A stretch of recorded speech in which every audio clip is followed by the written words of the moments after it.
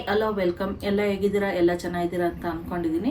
ಇವತ್ತು ನಾನು ಮಾಡ್ತಾ ಇರೋ ರೆಸಿಪಿ ತಿಳಿಸಾರು ಪುಡಿ. ನಮ್ಮನೆ ರುಚಿ ನಿಮ್ಮೆಲ್ಲರಿಗಾಗಿ. ಬನ್ನಿ, ಏನೇನು ಪದಾರ್ಥಗಳು ಬೇಕು ಹೇಳ್ತೀನಿ.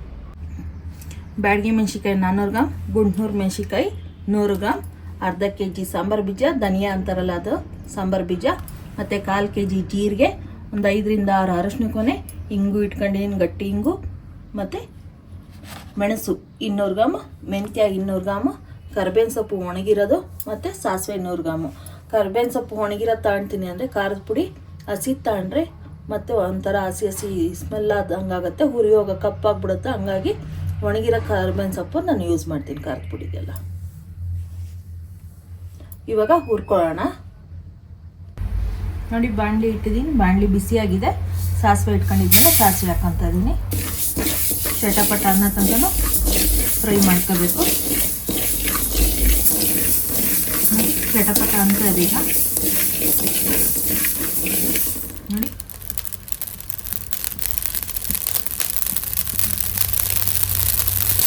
ನೋಡಿ ಆಗಿದೆ ಈಗ.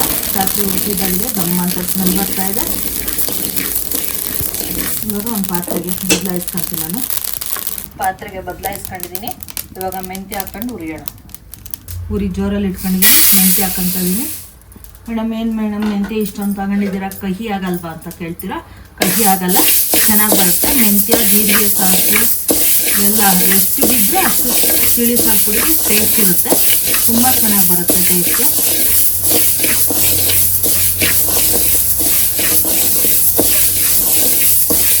ನೋಡಿ, ಕೆಂಪಾಗಂಗೆ ಹುರ್ಕೊಂಡಿದ್ದೀನಿ. ಗಮ್ಮ ಅಂತ ಇದೆ ಮೆಂತ್ಯ ಹುರಿದಿರೋದು, ಘಮ ಅಂತ ಸ್ಮೆಲ್ ಬರ್ತಾ ಇದೆ. ಆದಷ್ಟು ಎಲ್ಲದನ್ನೂ ಚೆನ್ನಾಗಿ ಕೆಂಪಾಗಿ ಆಗಾಗಲೇ ಹುರ್ಕೊಳ್ಳಿ. ಘಮ ಅಂತ ಸ್ಮೆಲ್ ಬರೋಂಗೆ ಹುರ್ಕೊಳ್ಳಿ. ಹಸಿ ಹಸಿಗೆ ಮಾಡಿದ್ರೆ ಖಾರದ ಪುಡಿ ಕಡಿಯಲ್ಲ, ತಿಳಿ ಸಾರು ಖಾರದ ಪುಡಿ ಕಡಿಯಲ್ಲ. ಹಂಗಾಗಿ ಪಟ ಪಟ ಅಂತಲೂ ಆಗುತ್ತೆ. ನೋಡಿ, ಸೌಂಡ್ ನೋಡಿ ಗೊತ್ತಾಗುತ್ತೆ.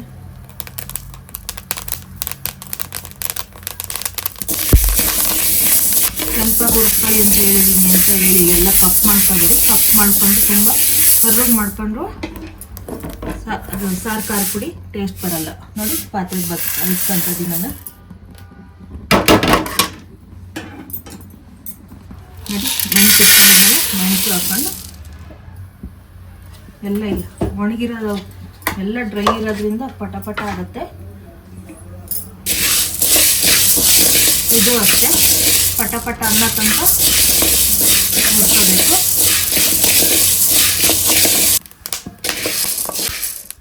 ನೋಡಿ, ಮೆಣಸು ಹಾಕಿದ್ಮೇಲೆ ಪಟ ಪಟ ಅಂತ ಇದೆ, ಅಲ್ಲಿ ತನಕ ಇಟ್ಕೋಬೇಕು. ಪಟ ಪಟ ಅಂತ ಇದೆ.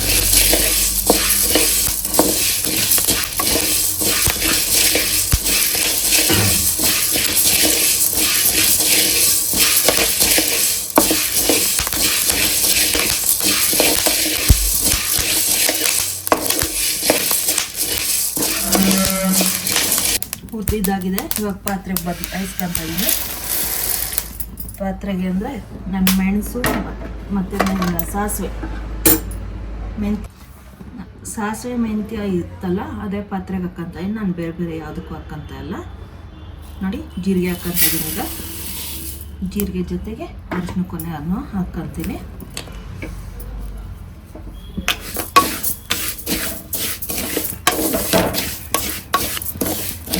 ಇದು ಕೆಂಪಾಗಬೇಕು. ಇದನ್ನು ಚಟಪಟ ಅನ್ನಲ್ಲ, ಸ್ವಲ್ಪ ಲೈಟಾಗಿ ಅನ್ನತ್ತೆ, ಜಾಸ್ತಿ ಅನ್ನಲ್ಲ. ಕೆಂಪಾಗಂಗೆ ಹುಡ್ಕೊಳ್ಳಿ, ಗಮ್ಮ ಅನ್ನಂಗೆ. ಘಮ ಅಂತ ಅನ್ನಬೇಕು. ಜೀರಿಗೆ ಸ್ಮೆಲ್ ಗಮ್ಮ ಅಂತ ಬರ್ತಾ ಇರಬೇಕು. ಇಲ್ಲಿ ತನಕ ಹುಡ್ಕೊಳ್ಳಿ. ಜೀರಿಗೆ ಗಮ್ಮ ಅಂತ ಇದೆ, ಘಮ ಅಂತ ಇದೆ.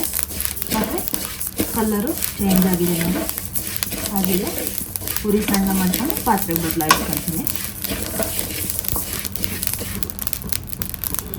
ಚಟಪಟ ಅಂತ ಇದೆ ನೋಡಿ, ಇದು ಸೌಂಡ್ ಬರ್ತಾ ಇದೆ.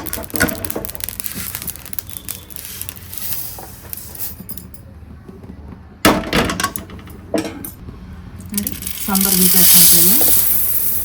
ಅರ್ಧ kg ಸಾಂಬಾರು ಬೀಜ ತಗೊಂಡಿದ್ನಲ್ಲ, ಅರ್ಧ ಹಾಕ್ಕೊಂಡು ಇನ್ನು ಅರ್ಧ ಹುರ್ಕೊಂತೀನಿ. ಇದ್ರ ಜೊತೆಗೆ ಕರ್ಬೇವಿನ ಸೊಪ್ಪು ಹಾಕ್ಕೊತ ಇದ್ದೀನಿ. ಒಣ ಕರ್ಬೇವಿನ ಸೊಪ್ಪು ಇಟ್ಕೊಂಡಿದ್ನಲ್ಲ, ಅದನ್ನು ಹಾಕ್ಕೊತ ಇದ್ದೀನಿ.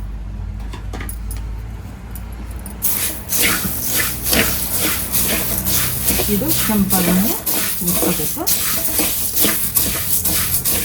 ನೋಡಿ, ಆಗಿದೆ. ಇವಾಗ ಸಾಂಬಾರು ಬೀಜ ಹುರಿದಿದ್ದು ಆಗಿದೆ. ಕರಿಬೇವಿನ ಸೊಪ್ಪು ಹಾಗೆ ರೋಸ್ಟ್ ಆಗಿದೆ. ಕರಿಬೇವಿನ ಸೊಪ್ಪು ಒಂದೇ ಹುರಿಯೋಕೆ ಹೋದಾಗ ಸೀದ್ದಂಗೆ ಆಗುತ್ತೆ, ಕಪ್ಪು ಆಗಿಬಿಡುತ್ತೆ. ಹಂಗಾಗಿ ನಾನು ಸಾಂಬಾರು ಬೀಜದ ಜೊತೆನೇ ಹಾಕ್ಕೊಂಡು ರೋಸ್ಟ್ ಮಾಡ್ತಾಯಿದ್ದೀನಿ. ನೋಡಿ ಸಾಂಬಾರು ಬೀಜನೂ ಚಟ್ಪಟ್ ಅಂತ ಇದೆ ನೋಡಿ, ಪಟ ಪಟ ಅಂತ ಸೌಂಡ್ ಬರ್ತಾಯಿದೆ. ಕೆಂಪುಗೆ ಬರೋಂಗೆ ಹುರ್ಕೊಳ್ಳಿ, ಕಪ್ ಮಾಡ್ಕೋಬೇಡಿ. ಯಾವುದೇ ಪದಾರ್ಥ ಹುರಿಯೋಗು ಕಪ್ ಮಾಡ್ಕೋಬೇಡಿ, ಕೆಂಪು ಹುರ್ಕೊಳ್ಳಿ. ಇದಾಗಿದೆ. ಇವಾಗ ಪೂರಿ ಸಿಮ್ ಮಾಡಿಬಿಟ್ಟು ನಾನು ಇವಾಗ ಪಾತ್ರೆಗೆ ಬದಲಾಯಿಸ್ಕೊತಾ ಇದ್ದೀನಿ.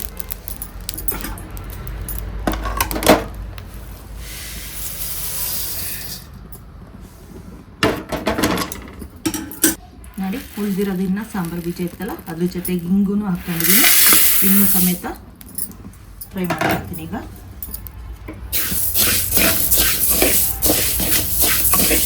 ಉರಿ ಜೋರಲ್ಲಿ ಇಟ್ಕೊಂಡಿದ್ದೀನಿ. ನಿಮಗೆ ಉರಿಯೋಕ್ಕೆ ಗೊತ್ತಾಗಲ್ಲ ಅನ್ಕೊಂಡವರು ಉರಿ ಮೀಡಿಯಮಲ್ಲ ಇಟ್ಕೊಂಡು ನೀವು ಹುರ್ಕೋಬೋದು.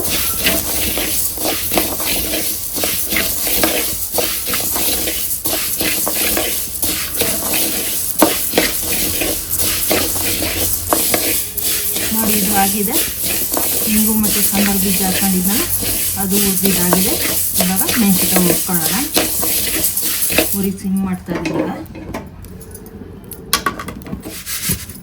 ಚಟ್ಪಟ್ ಅಂತ ಇರುವ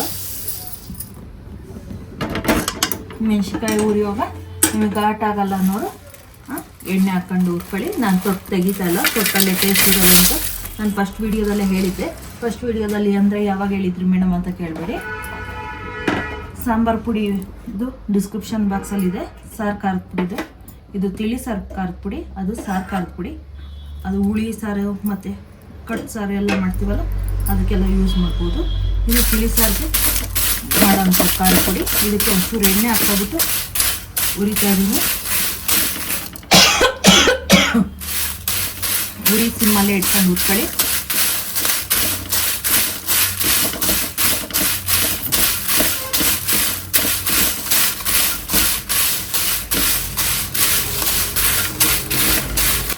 ನೋಡಿ ಆಗಿದೆ. ಇದು ತೆಗಿತಾ ಇದ್ದೀನಿ. ಚಟಪಟ ಅಂತ ಇದು ಮೆಣಸಿನ್ಕಾಯಿ ಆಗಿದೆ ನೋಡಿ, ತೆಗಿತಾ ಇದ್ದೀನಿ. ಈಗ ಬೀಜ ಕಪ್ಪಾಗಿರುತ್ತಲ್ಲ ಇದನ್ನು ತೆಗೆದು ಬಿಡಿ. ಇದು ಘಾಟಾಗುತ್ತೆ, ಹಂಗಾಗಿ ಒರೆಸಿ ತೆಕ್ಕೊಬಿಡಿ. ನಾನು ಗುಂಟೂರು ಮೆಣಸಿನ್ಕಾಯಿ ಮಾತ್ರ ಹುರಿದಿರೋದು. ಇವಾಗ ಬ್ಯಾಡಗಿ ಮೆಣಸಿನ್ಕಾಯಿ ಹುರ್ಕೊತಾ ಇದ್ದೀನಿ.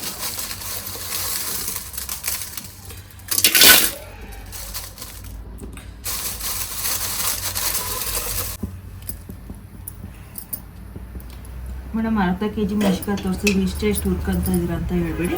ನಾನು 2 ಟ್ರಿಪ್ಪು ಇಲ್ಲ 3 ಟ್ರಿಪ್ಪು ಅದಂಗೆ ಅರ್ಧ kg ಬ್ಯಾಡಗಿ ಮೆಣಸಿನ್ಕಾಯಿ ತಗೊಂಡಿದ್ದೀರಾ ಮೇಡಮ್, ಇಷ್ಟೆಷ್ಟು ಹಾಕೊಂಡಿದ್ದೀರಾ ಅಂತ ಕೇಳಬೇಡಿ. ನಾನು 2 ರಿಂದ 3 ಟ್ರಿಪ್ಪು ಅದಂಗೆ ಹುರ್ಕೊತೀನಿ.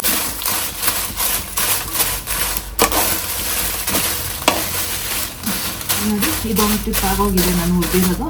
ಘಾಟಿಗೆ ತೋರ್ಸೋಕ್ಕಾಗಲಿಲ್ಲ. ಎಲ್ಲ ಮೆಣಸಿನ್ಕಾಯಿ ಹುರಿದ್ಬಿಟ್ಟು ನಿಮಗೆ ತೋರಿಸ್ತೀನಿ, ಮಿಕ್ಸ್ ಮಾಡಿ ತೋರಿಸ್ತೀನಿ ಹೇಗೆ ಬರುತ್ತೆ ಅಂತ.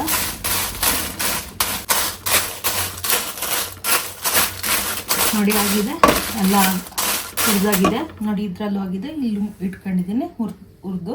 ಇವಾಗ ಮಿಲ್ಲಿಗೆ ಹೋಗೋಕ್ಕೆ ಬಕೆಟ್ಗೆ ಹಾಕ್ಕೊತಾ ಇದ್ದೀನಿ ನೋಡಿ.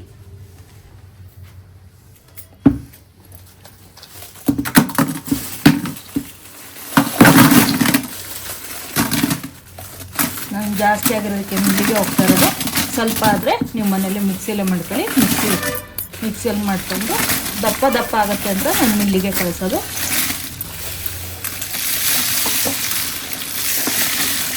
ತಿಳಿ ಸಾರು ಪುಡಿ ನುಣ್ಣಗಿದ್ರೆ ಚಂದ ಅಲ್ವಾ ನೋಡಿ. ಇಷ್ಟು ಹಾಕೊಂಡಿದ್ದೀನಿ. ಇವಾಗ ಬಾಣಲಿಯಲ್ಲಿರೋದು ಹಾಕ್ಕೊತಾ ಇದ್ದೀನಿ ನೋಡಿ. ಬಾಣಲಿಯಲ್ಲಿರೋದು ಹಾಕ್ಕೊತಾ ಇದ್ದೀನಿ.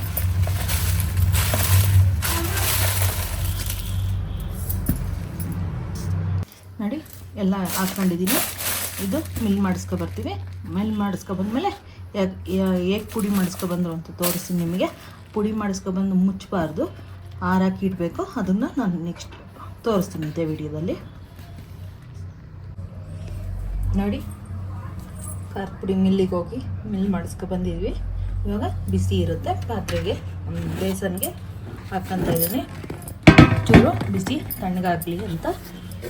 ನೋಡಿ ಕಲರ್ ಎಷ್ಟು ಚೆನ್ನಾಗಿ ಬಂದಿದೆ. ಈ ಆರೆಂಜ್ ಇರೋದ್ರಿಂದ ಆರೆಂಜ್ ಗೊತ್ತಾಗಲ್ಲ ಕಲರು. ನೋಡಿ ಪಾತ್ರೆಗೆ ಬೇಸನ್ಗೆ ಹಾಕ್ಕೊತಾ ಇದ್ದೀನಿ. ಕಲರ್ ಎಷ್ಟು ಚೆನ್ನಾಗಿ ಬಂದಿದೆ ಅಂತ ಗೊತ್ತಾಗುತ್ತೆ.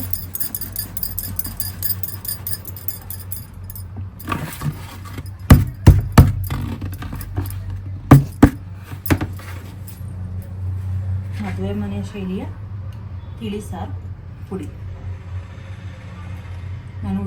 ನಾನು ಹುಳಿ ಪುಡಿನೂ ಮಾಡಿ ವಿಡಿಯೋ ಮಾಡಿ ಹಾಕಿದ್ದೀನಿ. ಡಿಸ್ಕ್ರಿಪ್ಷನ್ ಬಾಕ್ಸಲ್ಲಿರುತ್ತೆ ನೋಡಿ. ಈ ಥರ ಇರುತ್ತೆ. ಕೈ ಆಡ್ಕೊಂಡ್ರೆ ಕಲರು ಒಂದೇ ಸಮ ಎಲ್ಲ ಕೂಡ್ಕೊಳ್ಳುತ್ತೆ. ಮನೆಯಲ್ಲೇ ಮಾಡ್ಕೊಂಡು ಮಿಕ್ಸಿಯಲ್ಲಿ ಮಾಡ್ಕೊಂಡು ಇಷ್ಟು ನುಣ್ಣಗೆ ಬರೋಲ್ಲ, ತರಿ ತರಿ ಅನಿಸುತ್ತೆ. ಇದು ನುಣ್ಣಗೆ ಪೌಡ್ರ್ ಆಗಿರುತ್ತೆ. ಆದಷ್ಟು ಪ್ಯಾಕೆಟ್ಗಳನ್ನ ಬಿಟ್ಟು ಮನೆಯಲ್ಲೇ ಮಾಡ್ಕೊಂಡು ತೃಪ್ತಿಯಾಗಿ ಊಟ ಮಾಡಿ. ಎಲ್ಲ ಇಷ್ಟಪಟ್ಟು ಕೆಲಸ ಮಾಡ್ಕೊಂಡ್ರೆ ತೃಪ್ತಿಯಾಗಿರುತ್ತೆ. ಇಷ್ಟಪಟ್ಟು ಇನ್ನೂ ಒಂದು ಅಡುಗಕ್ಕೂ ನಾವೇ ತೃಪ್ತಿಯಾಗಿ ತಿಂತೀವಿ. ಲೈಕ್ ಮಾಡಿ, ಶೇರ್ ಮಾಡಿ, ಸಬ್ಸ್ಕ್ರೈಬ್ ಮಾಡಿ, ಬೆಲ್ ಐಕಾನನ್ನು ಒತ್ತಿ ನೋಟಿಫಿಕೇಷನ್ ಬರುತ್ತೆ.